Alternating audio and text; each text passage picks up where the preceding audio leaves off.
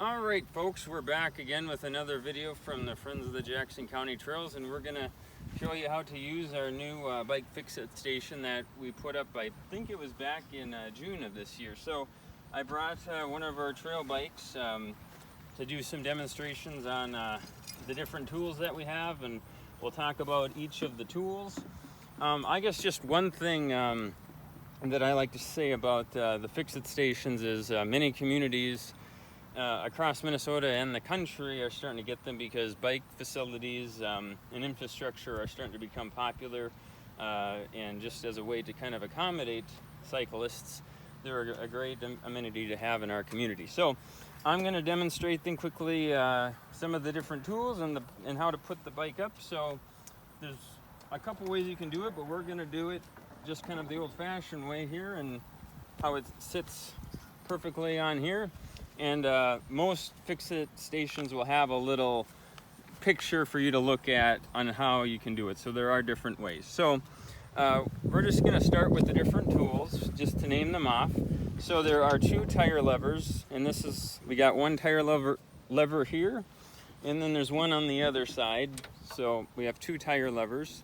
And really the main purpose of the tire levers are just to help take off a tire if maybe you have a flat tire and you want to need some help taking it off. These are what help you do that. Here you have a Torx wrench. Its main purpose, it's for disc brakes. It can also do a couple other things, but particularly with disc brakes. So down here, this is why I kind of brought this bike. This has disc brakes. You know, there's different bolts for that. So this is where this would come into play to help with that.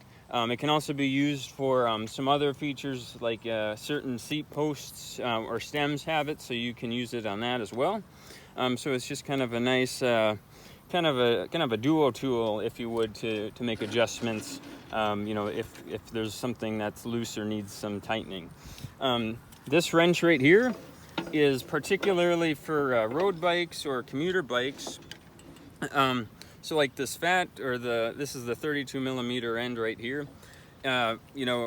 Typical bikes you could, make adjustments, but because this is a mountain bike, not all mountain bikes are compatible with it.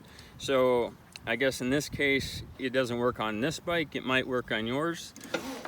This end right here is a 15 millimeter end of the wrench, and I would say for almost all bikes, it can make adjustments.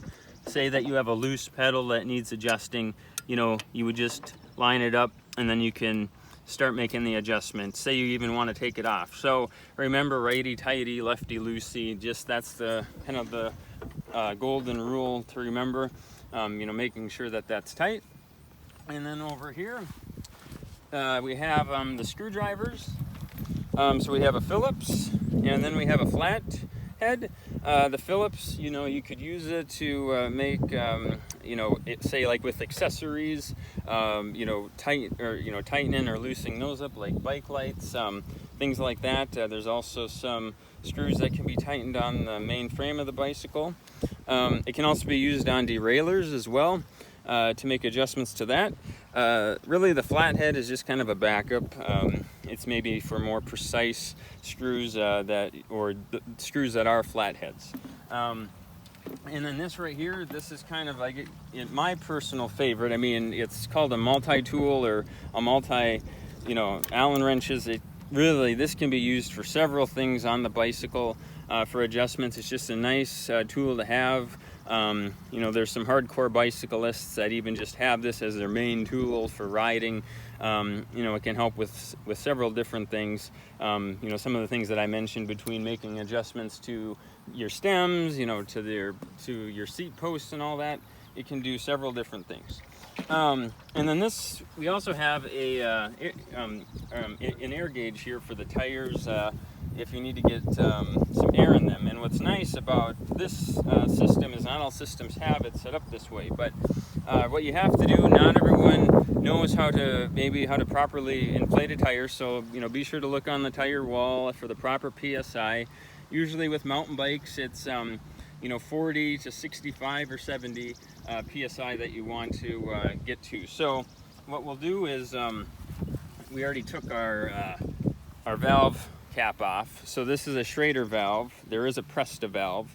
Presta's usually on more fancier bike tires, but this is just your regular Schrader valve. So when you put it on, so right here, this is going to be the Presta valve.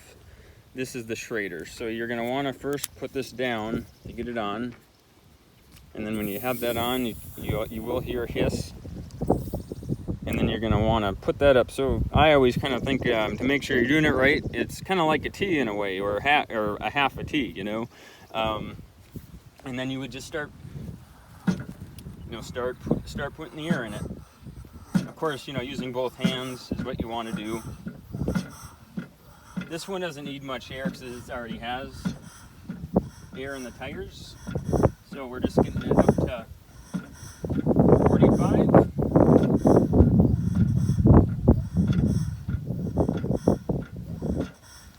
And it's up. So then before, you know, don't just yank it out. You want to press this down and then just take it right off.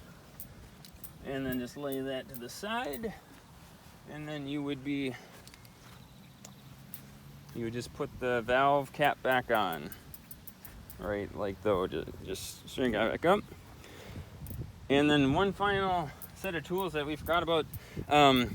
These right here, these are just two other wrenches. These are usually used on bicycle brakes as well. You know, in the case of ours here, you know, these, you know, we have the disc brakes. So, you know, these would be maybe found on non-disc brake bicycles, but, you know, there's other uses for these as well, but their main use is for, you know, brakes. So, yeah, this is our bike fix-it station located here at Ashley Park in Jackson, right along the Des Moines River Trail.